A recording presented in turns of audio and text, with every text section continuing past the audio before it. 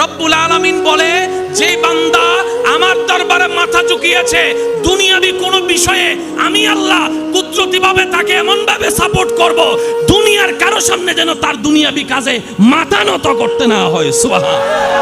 পৃথিবীতে একটা নিয়ম আছে, কেউ কারো সামনে হাঁটতে চায়, বলেন না, হারার লক্ষণ কি? মাথা নত করা। হারার লক্ষণ কি? পৃথিবীতে আপনি যেখানেই মাথা নত একবার করবেন, ওর সামনে গিয়ে আর আপনি মাথা উঁচু করে দাঁড়াতে পারবেন না। এটা একবার নিয়ম, ঠিক আছে না? মাথা নত মানে ইজ্জত ডিমোশন, মাথা নত মানে আপনার দাম ডিমোশন। মনে রাখবেন, পৃথিবীতে একমাত্র রবের দরবার, যে দরবারে মাথা যত ঝুঁকাবেন সম্মান তত বাড়তে থাকবে। সুবহানাল্লাহ।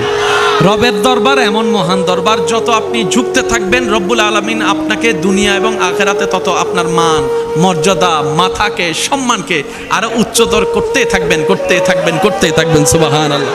এমন পর্যায় পর্যন্ত হয়, রবের দরবারে যখন সিজদা কবুল হয়ে যায় কারো, রব্বুল আলামিন বলে, যে বান্দা আমার দরবারে মাথা ঝুঁকিয়েছে দুনিয়াবি কোনো বিষয়ে, আমি আল্লাহ কুদরতিভাবে তাকে এমন ভাবে সাপোর্ট করব, দুনিয়ার কারো সামনে যেন তার দুনিয়াবি কাজে মাথা নত করতে না হয়। সুবহান। এবার বলেন, ইজ্জত দেওয়ার মালিককে, হায়াত দেওয়ার মালিককে, সম্মান দেওয়ার মালিককে। তাহলে সেই দরবারে ঝুঁকলে দাম কমে না বাড়ে? ও আমার নবীর উম্মতেরা, জীবনে যতই তোমার দুঃখ আসুক, আমি হোসেনের দুঃখের সামনে তোমার দুঃখের কোনো অস্তিত্ব নাই।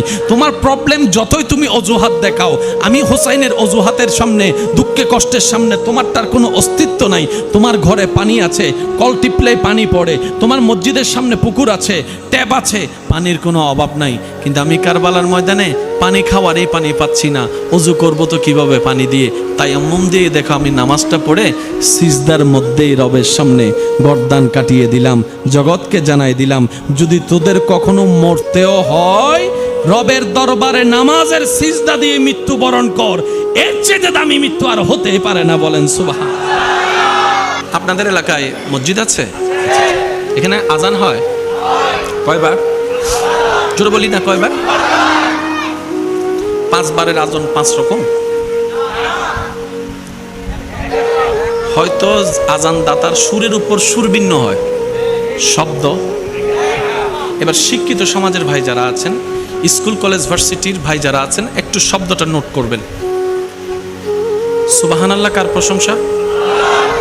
মাশাআল্লাহ কার প্রশংসা? বিসমিল্লাহ কার নাম?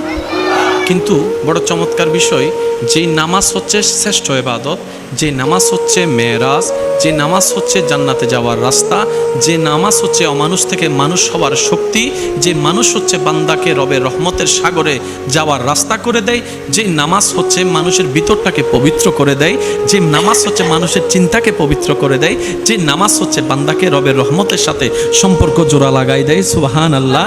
যে নামাজ হচ্ছে শারীরিক শক্তি ব্যায়ামকে বাড়িয়ে দেয়, যে নামাজ আপনার ব্রেন শক্তিকে বাড়িয়ে দেয়, যে নামাজ আপনার হার্টের রক্ত সঞ্চালন ভালো লাগে, যে নামাজ আপনার ভিতরে একটা পবিত্রতার ভাব নিয়ে আসে, সেই নামাজকে রব্বুল আলামিন সুবহানাল্লাহ বলে শুরু করতে দেয় নাই, বিসমিল্লাহ বলে শুরু করতে দেয় নাই, মাশা আল্লাহ বলে শুরু করতে দেয় নাই। কখনো কি একবার ভেবেছেন নামাজের শুরুটা কেন আল্লাহু আকবার দিয়ে হয়? দেখেন একটু, আমি শুধু দেখাবো, আপনারা শুধু উচ্চারণটা করবেন। এবার রুকুতে যাব, এবার সিজদায় যাব, এবার সিজদা থেকে বসবো, আবার সিজদায় যাব, আবার বসবো, এবার রুকু থেকে দাঁড়াবো। শুনি নাই, আওয়াজ এখনো হয় নাই। এটা কি আমরা করেছি না আল্লাহ করেছেন? আর আল্লাহর প্রত্যেকটা কাজের মধ্যে কোনো না কোনো হিকমত আছে, মনে রাখবেন। আপনি যে কোনো কাজ করার জন্য হাতের দরকার আছে না? যে টাকাটা আপনি বেতনে পাচ্ছেন, এগুলো তো হাজের কাজের কারণেই তো পাচ্ছেন। তো কিছু কিছু কাজ আছে কোনো প্রকার ক্যারি করা ছাড়া, আর কিছু কিছু কাজ আছে আপনি শক্তি প্রয়োগ করা ছাড়া কখনো কাজের বেতন আপনি পাবেন, বাস্তব যেটা। এবার আসেন, আল্লাহু আকবার। আল্লাহ এত চমৎকার করে আপনার আমার দেহকে বানিয়েছেন, কাজ করার জন্য হাতের দরকার আছে। এবার আপনি হাত দিয়ে যখন আপনি বোতলটা ধরবেন পানি পান করার জন্য,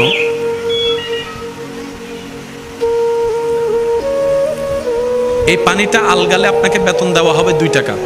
আলগাতে না পারলে কি বেতন দিবে? আচ্ছা, এবার বেতন দেওয়ার জন্য যে আল্লাহ তাআলা আপনাকে হাত দিয়েছেন, এই হাত দিয়ে আপনি ধরেছেন, এই 2 বোতলটা যে আপনি আলগানোর কারণে 2 টাকা পাচ্ছেন, আপনি কি দিয়ে আলগালেন? একটু জোরে বলেন, কি দিয়ে? এটা আলগানোর কারণে এখানে কি কোনো কষ্ট হচ্ছে? এখানে কষ্ট হচ্ছে, কিন্তু কিছু কিছু কাজ আছে আপনি দেখবেন আল্লাহ এমনভাবে সিস্টেম করেছেন, আমি দেখাচ্ছি, আপনারা একটু দেখবেন। প্রথম জেনারেটর,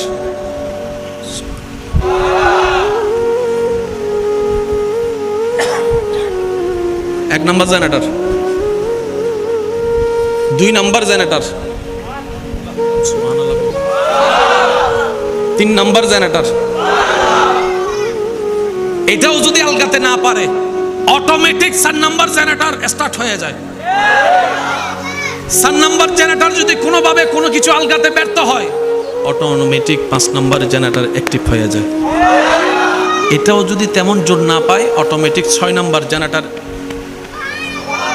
সেজন্য অনেক সময় দেখবেন হাতে ভারী কিছু আলগালে কোমরে পেইন হয়। সুবহানাল্লাহ, কি আরো জোরে বলা যায়? হাতে ভারী কিছু আলগাতে গেলে অনেক সময় কোমরে পেইন হয়। কেন? ওই জেনারেটর কোমরে আল্লাহ একটা ব্যবস্থা করে দিয়েছেন। ওই জেনারেটরকে সাপোর্ট দেওয়ার জন্য আল্লাহ হাঁটুর জেনারেটরের ব্যবস্থা করে দিয়েছেন। সুবহানাল্লাহ। একটা দেহের ভিতরে কতগুলো জেনারেটর আপনি নিজে ভেবে দেখবেন। আমি বলি কি, 5টা আঙ্গুল সমান নয়, কিন্তু ভাত খাওয়ার সময় 5টা আঙ্গুল সমান হয়ে যায়। সুবহানাল্লাহ। যদি আপনার আমার কথা মোতাবেক 5টা আঙ্গুলকে আল্লাহ সমান বানাতেন, কেউ ভাতও খাইতে পারতাম না। কথা বলেন না রে ভাই?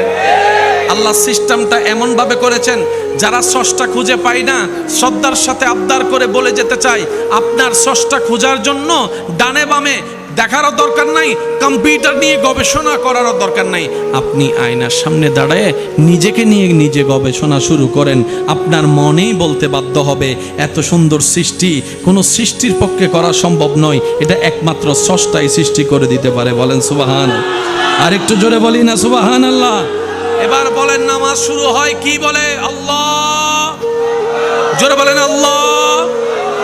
এবার আজানের শুরুটা দেখেন,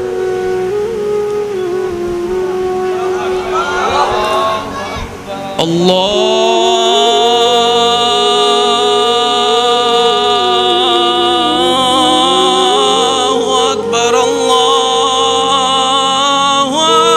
আকবার, আল্লাহু আকবার। এবার আজানের শেষে দেন লা ইলাহা ইল্লাল্লাহ। শুরুতেও আল্লাহর নাম, শেষেও আল্লাহর নাম। একটু ভাবেন, একটু বুঝুন কেন আল্লাহ নামাজ এইভাবে দিয়েছেন। ফজরের নামাজ দেখেন 4 রাকাত দিয়েছেন, 2 রাকাত ফরজের আগে 2 রাকাত, জোহরের 4 রাকাত ফরজের আগে 4 রাকাত, আসরের 4 রাকাত ফরজের আগে 4 রাকাত, এশারের 4 রাকাত ফরজের আগে 4 রাকাত, মাগরিবের ফরজ 3 রাকাত ফরজের আগে 2 রাকাত।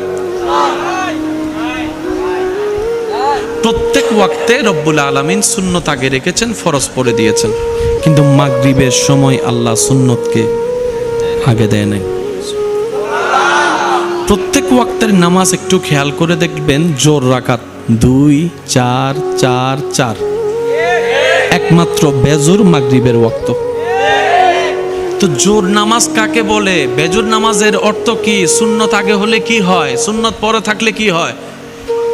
ওই বুঝটা বুঝে যখন আপনি আমি নামাজে দাঁড়াবো, একদিন দেখবো সেই নামাজ আপনার আমার জন্য নূর হয়ে যাবে। তখন আপনার আমার ভিতরে শয়তানের রাজত্ব যতই অন্যায় করতে যখন উৎসাহিত করবে, ওই নামাজ আমাদেরকে বারবার সেভ করে ফেলবে। কিভাবে? এই বাদ দে, নামাজে কখনো এই কাজটা করাটা মানায় না। ওই যে বললাম, ইমামের ছেলে যেরকম কাজটা করা মানায় না, নামাজি এই কাজটা করা কখনো মানানসই হবে না। ওই আল্লাহর আয়াত সামনে চলে আসবে, আসসালাতু তানহা আনিল ফাহশায়ে ওয়াল মুনকার। চিৎকার দিয়ে বলেন না সুবহানাল্লাহ। আর একটু জোরে বলেন না সুবহানাল্লাহ। আল্লাহ আমাদের সবাইকে 5 ওয়াক্ত নামাজই আদায় করার তৌফিক দান করুক। বড়দেরকে সম্মান, ছোটদেরকে স্নেহ করার তৌফিক দান করুক। মা বাবাকে সর্বোচ্চ সেবা করার তৌফিক দান করুক।